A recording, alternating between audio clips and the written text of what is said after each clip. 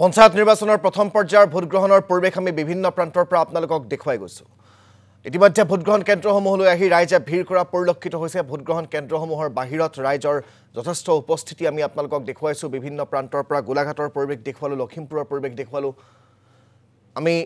এবাৰ আমি ডিব্ৰুগড়লৈ আপোনালোকক লৈ যাম। ডিব্ৰুগড়ৰ পৰা দেৱজিৎ চুতীয়া আমাৰ সৈতে সংযুক্ত হৈছে। দেৱজিৎ, মই আপোনাৰ কাষলৈ আহিছো আৰু মাত্ৰ কেইটামান মিনিট তাৰ পিছতে প্ৰথম পৰ্যায়ৰ ভোটগ্ৰহণৰ প্ৰথমটো বেলত বন্দী হ'ব বা বেলতত নিজৰ ভোটাধিকাৰ সাব্যস্ত কৰিব ৰাইজে। কেনেকুৱা পৰিৱেশ ডিব্ৰুগড়ৰ ভোট কেন্দ্ৰত আপুনি উপস্থিত থকা ভোটগ্ৰহণ কেন্দ্ৰত সৰ্বমুঠ কিমান ভোটাৰে ভোটাধিকাৰ সাব্যস্ত কৰিব বুলি জানিব পৰা গৈছে? হয় চক ৰাজদীপ, যিহেতু আৰু কেইটামান মিনিটৰ পিছতে যিহেতু পঞ্চায়ত নিৰ্বাচনৰ প্ৰথম পৰ্যায়ৰ যি ভোটগ্ৰহণ সেই ভোটগ্ৰহণ আৰম্ভ হ'ব আৰু ডিব্ৰুগড়ত ইতিমধ্যে সকলোবিলাক কেন্দ্ৰ ইতিমধ্যে সাজু হৈছে আৰু বৰ্তমান মই উপস্থিত আছোঁ ডিব্ৰুগড়ৰ মানকটাৰ সোণালী সংঘৰ আৰু LP স্কুল। সৰ্বমুঠ ইয়াত 6টা ভোট কেন্দ্ৰ আছে। এই ভোট কেন্দ্ৰতে মই উপস্থিত আছোঁ। প্ৰথমতে মই ডিব্ৰুগড় জিলাখন এটা ডাটা দি ল'ব বিচাৰিছোঁ।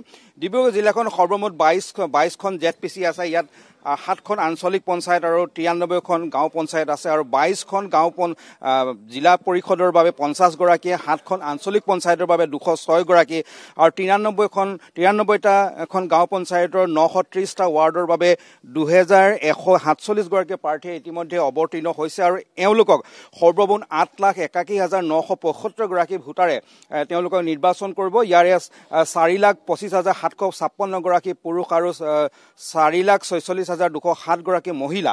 আৰু এই সকলোখিনি কাম কাজ কৰিব কৰি সমগ্ৰ জিলাখনত 1,165টা ভোট কেন্দ্ৰ আছে আৰু সকলোবিলাক 1,165টা ভোট কেন্দ্ৰ ইতিমধ্যে সাজু হৈছে।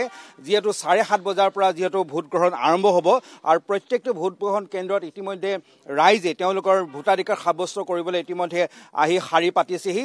কাৰণ সকলোৱে যিহেতু এই গাঁও পঞ্চায়তৰ এই যি নিৰ্বাচনৰ বাবে অধীৰ আগ্ৰহেৰে অপেক্ষা কৰি আছিল আৰু অৱশেষত অপেক্ষাৰ অন্ত পৰিছে আৰু যিহেতু দেখা পোৱা গৈছে আৰু এই যি গাঁও পঞ্চায়তৰ নিৰ্বাচন সেই নিৰ্বাচনৰ লৈ সকলোৱে যথেষ্ট উৎসাহী হৈ আছে, যথেষ্ট আগ্ৰহী হৈ আছে আৰু যাৰ পৰিপ্ৰেক্ষিতত ইতিমধ্যে এই পঞ্চায়ত নিৰ্বাচনৰ বাবে প্ৰত্যেকগৰাকী যি প্ৰাৰ্থী আছে সেই প্ৰাৰ্থীসকলেও নিজ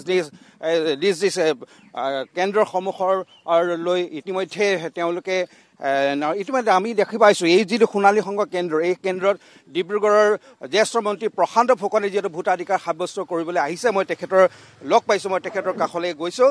যিহেতু ইতিমধ্যে পঞ্চায়ত নিৰ্বাচনৰ কেইমুহূৰ্তমান পিছতে ভোটাধিকাৰ আৰম্ভ হ'ব ভোটগ্ৰহণ। কি ক'ব, এইবাৰ পৰিৱেশ কেনেকুৱা, কি আশা কৰি আহিছে? পৰিৱেশ যথেষ্ট ভাল। আজি যদি গোটেই প্ৰাসংগিকতাটো আপুনি চায় 85 to 90% ভাৰতীয় জনতা পাৰ্টীৰ সপক্ষে চিট আহিব। কাৰণ গোটেই অসমৰ লগতে আপুনি আজি উজনি অসমৰ যিকেইখন 2 তাৰিখত হ'ব, খুব ভাল এটা পৰিৱেশ। মানুহে এটা পজিটিভ এটিটিউডত চাইছে আৰু প্ৰথম কথা হ'ল মানুহৰ ডেভেলপমেণ্টটো এতিয়া একদম নিয়েৰেষ্ট তেওঁলোকৰ ঘৰৰ ওচৰৰ ৰাস্তাটো হৈ যায়। নিজৰ ঘৰৰ ওচৰৰ যদি আপোনাৰ ক্লাবটো হৈ গৈছে, এই কথাবিলাকে মানুহৰ মনত ক্ৰিয়া কৰিছে। খুব প্ৰেক্টিকেল গ্ৰাছৰুট লেভেলৰ এই নিৰ্বাচনটো সৰু সৰু কথা মানুহবিলাকে চাইছে আৰু সৰু সৰু কথাত পজিটিভ দেখিছে। দ্বিতীয়তে যেতিয়া অপজিশ্যনৰ যিখিনি কথা লৈ ৰাইজৰ ওচৰলৈ যাবলগীয়া হৈছিল সেই কথাবিলাক তেওঁলোকে সুন্দৰভাৱে ইষ্টাব্লিছ কৰিব পৰা নাই বা তেওঁলোকৰ ওচৰত তেনেকুৱা কোনো ধৰণৰ ৰিয়েকশ্যন নাই। সেই ৰিয়েকশ্যনটো ইষ্টাব্লিছ কৰিব পৰা নাই। এই দুটা কথাৰ কাৰণে আজি ভাৰতীয় জনতা পাৰ্টীৰ সপক্ষে মানুহে ভোট দিব। অকণমান যদি ক'ৰবাত কাৰোবাৰ মনত নেগেটিভ এটিটিউড এটা আছিলেও কিন্তু অল্টাৰনেটিভ হিচাপে ভাবি চাবলৈ তেওঁলোকে কাকো বিচাৰি পোৱা নাই। সেইকাৰণে ইন বিটুইন ফাৰ্ষ্ট এণ্ড ছেকেণ্ডৰ মাজত এটা বিৰাট ডাঙৰ গেপ আছে। সেই গেপটোৱে ভাৰতীয় জনতা পাৰ্টী আৰু মিত্ৰজোঁটক সহায় কৰিব। নিশ্চয় মন্ত্ৰী প্ৰশান্ত ফুকন যথেষ্ট আশাবাদী যে ভাৰতীয় জনতা পাৰ্টীক আৰু তেওঁলোকৰ মিত্ৰ দলক ৰাইজে সমৰ্থন কৰিব। সেই অৱস্থাত জনতাৰ যাৰ ইচ্ছা তেওঁলোককে ভোট দিব।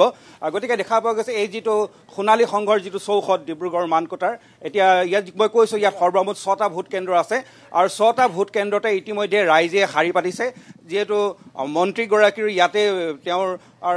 ইয়াতে তেওঁ ভোট দিবলৈ তেওঁৰ ইয়াতে আছে।